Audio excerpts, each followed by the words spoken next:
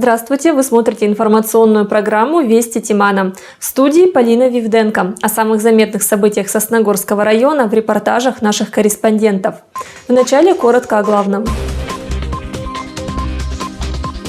На будущий год в Сосногорском районе началось обсуждение проектов народного бюджета на 2025 год. Лучший из лучших. В Сосногорске стало известно имя победителя муниципального этапа конкурса «Учитель года».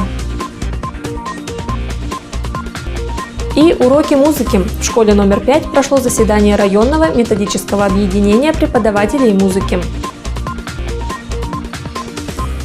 На этой неделе в нашем районе началось обсуждение проектов народного бюджета, реализация которых предполагается в 2025 году. Жители уже высказали предложения и получили поддержку проектов по направлениям «Культура» и «Доступная среда». О том, что это за проекты, в нашем следующем материале. Всего было предложено поддержать 5 проектов. В основном они были связаны с ремонтами объектов культуры. Так, Центру коми и национальных культур требуется капитальный ремонт кровли. Сегодня центр популярный среди жителей. Частыми гостями становятся школьники. После реализации проекта по ремонту кровли здания повысится уровень безопасности здания. Соответственно, процесс работы людей в помещении станет максимально комфортным. Проект даст возможность в дальнейшем проведения культурно-массовых мероприятий для населения, национально-культурных объединений, предоставление услуг по организации досуга, сохранение музейных экспонатов, выставочных материалов.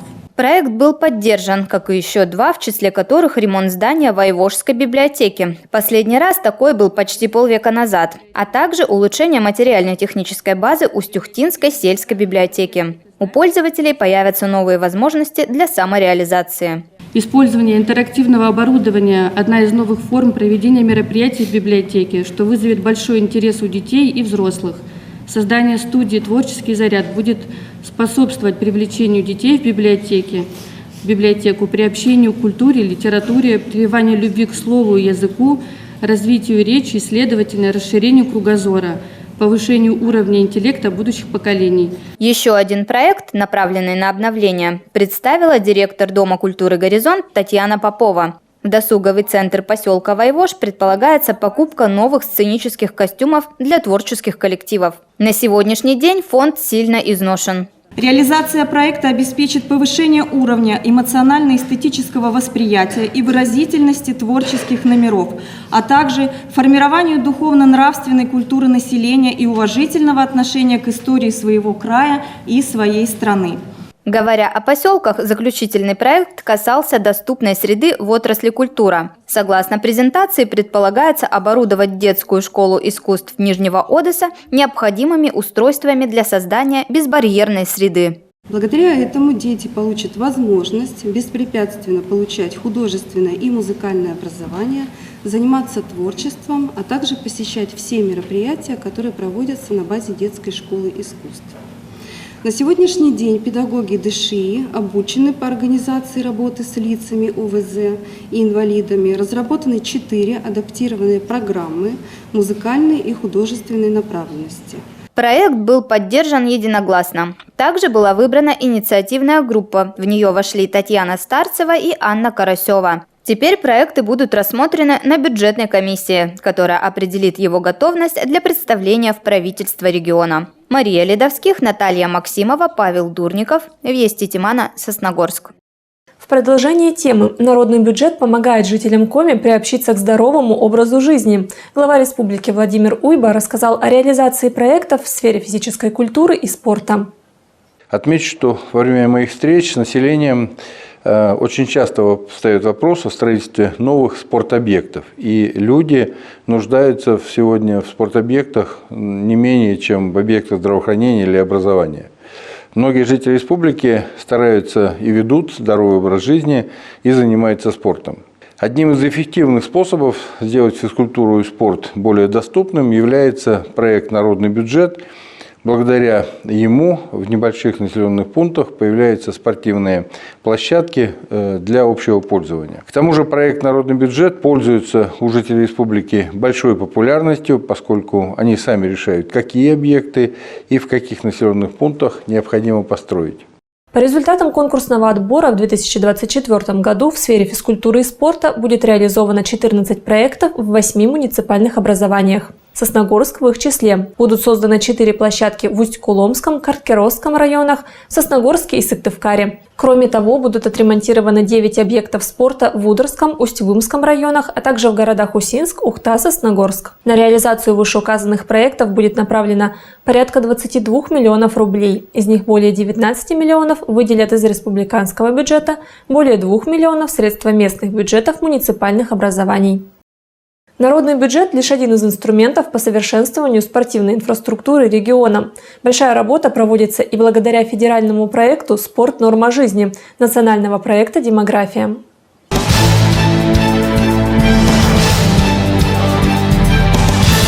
К другим темам. Вчера подвели итоги муниципального этапа всероссийского конкурса «Учитель года». В борьбе за почетное звание приняли участие педагоги из школ Сосногорска и Нижнего Одесса.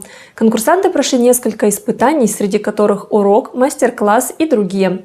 Кто стал победителем, узнала Мария Лидовских.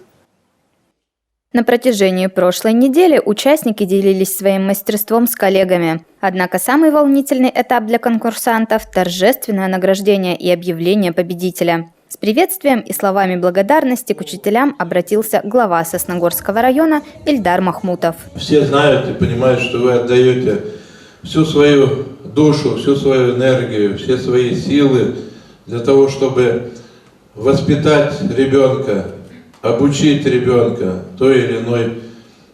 тому или иному предмету, чтобы вырастить из него человека. Пользуясь моментом, хочу вас поблагодарить за ту работу, которую вы делаете. Вы большие молодцы.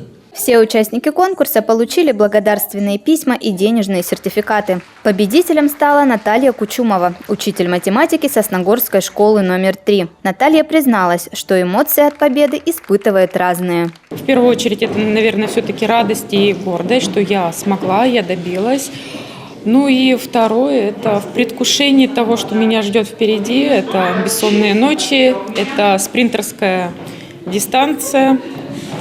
Но мобилизация всех сил, всех моих сил, всех сил моей, наверное, семьи, дружной нашей школьной команды.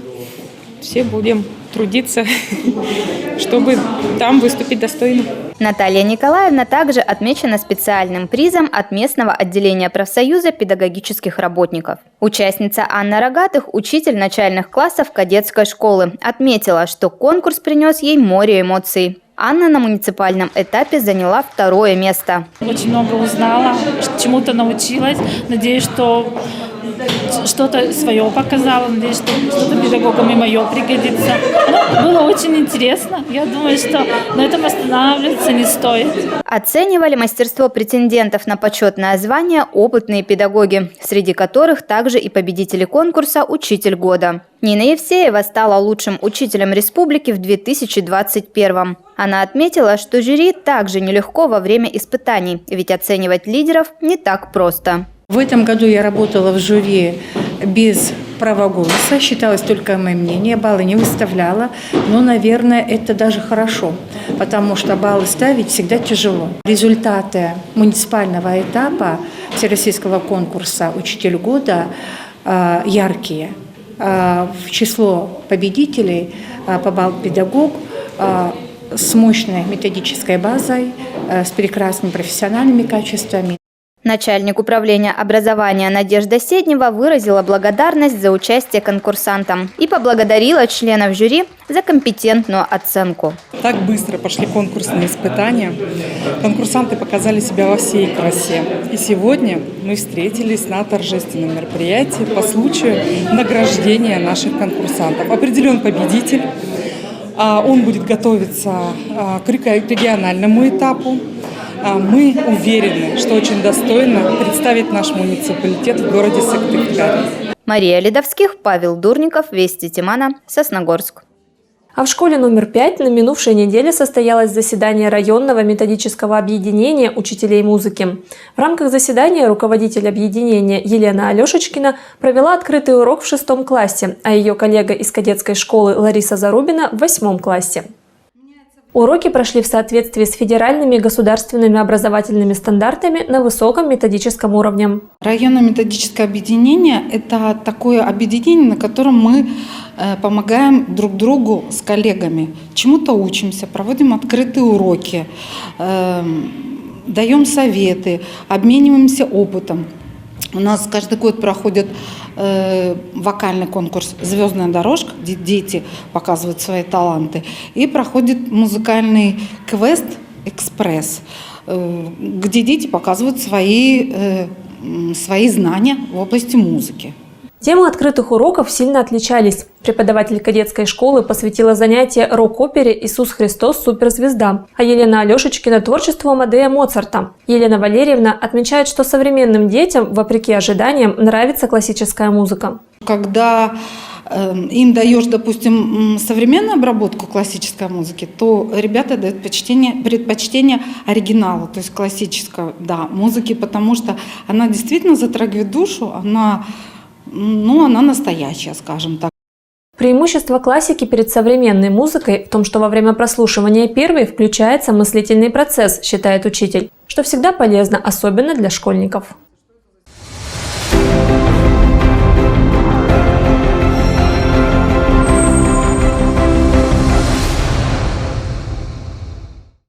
В общественной приемной главы Коми по Сосногорскому району состоялась прямая линия на тему адресное информирование избирателей. На вопросы позвонивших ответила председатель территориальной избирательной комиссии Сосногорска Татьяна Шлипугина. Она рассказала о проекте «Информ УИК». С 17 февраля члены участковых избирательных комиссий начнут поквартирный обход с целью рассказать жителям о предстоящих выборах президента и ответить на все интересующие вопросы. Отличить представителей избиркомов можно будет по белой накидке с логотипом и наличию удостоверения члена УИК именного бейджа с печатью УИК. Обход продлится до 7 марта. Все о выборах в России мы расскажем вам подробно. Разобраться в них несложно, важно, честно и удобно. Зачем наблюдать за выборами? Гордый дед пришел домой. Я от партии одной в наблюдатели направлен. Бдить за выборами стану, чтоб народ и избиркомы все вершили по закону. Как в шпионских кинолентах. Я в секретного агента деда сразу нарядил и бинокль ему добыл. У меня такое зрение, что любое нарушение я увижу как орел. И к тому же обучение я специальное прошел. По российскому закону мне достаточно смартфона. Знаю я теперь, внучок, на какой нажать значок. Процедуре я обучен, камеру купил покруче. Я, дружок, не пропаду, общество не подведу. Выбирать в стране свободно. Важно. Честно. И удобно.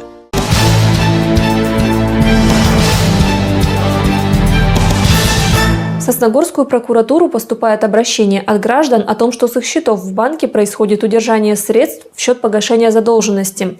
Действующим законодательством предусмотрена возможность сохранить на банковских счетах прожиточный минимум. Бывает, что задолженность взыскивается путем направления исполнительного документа в службу судебных приставов. В этом случае гражданин, получая постановление о возбуждении исполпроизводства, имеет право прийти в отдел службы судебных приставов по месту своего жительства и написать заявление приставу о сохранении его дохода в размере прожиточного минимума. На основании указанного заявления судебный пристав-исполнитель выносит постановление и направляет это постановление в банк, где находятся денежные средства гражданина. Зачастую это бывают сбережения, пенсии, пособия, выплаты. Исполнительный документ, это судебный приказ, решение суда, могут не направляться в службу судебных приставов. Такая возможность также предусмотрена законом, и взыскатель может направить исполнительный документ, как я уже сказала, постановление суда, либо судебный приказ напрямую в банк, минуя службу судебных приставов. В этом случае гражданину, чтобы сохранить опять-таки свои доходы в размере прожиточного минимума, необходимо прийти в банк, где открыт счет, и написать соответствующее заявление. В пятницу 16 февраля в Доме культуры «Горизонт» пройдет торжественное открытие Года семьи. С 16:00 в фойе будет организована выставка продажи изделий мастеров декоративно-прикладного творчества, мастер-классы, аквагрим и фотозона, консультации для родителей. В 17:00 начало основной программы. На мероприятие приглашены все сосногорцы. В завершении выпуска коротко о погоде. В Сосногорский район вернулись морозы. В ближайшие дни температура понизится до минус 35 градусов утром, минус 26 днем. Однако к выходным ожидается потепление до минус 16, возможен небольшой снег. На этом пока все. Увидимся в ближайших выпусках нашей программы. Всего доброго и до встречи. Военная служба по контракту. Работа для настоящих мужчин. Для заключивших контракт предусмотрены социальные льготы, гарантии и выплаты. Подробности по телефону в Сыктывкаре 32 15 88.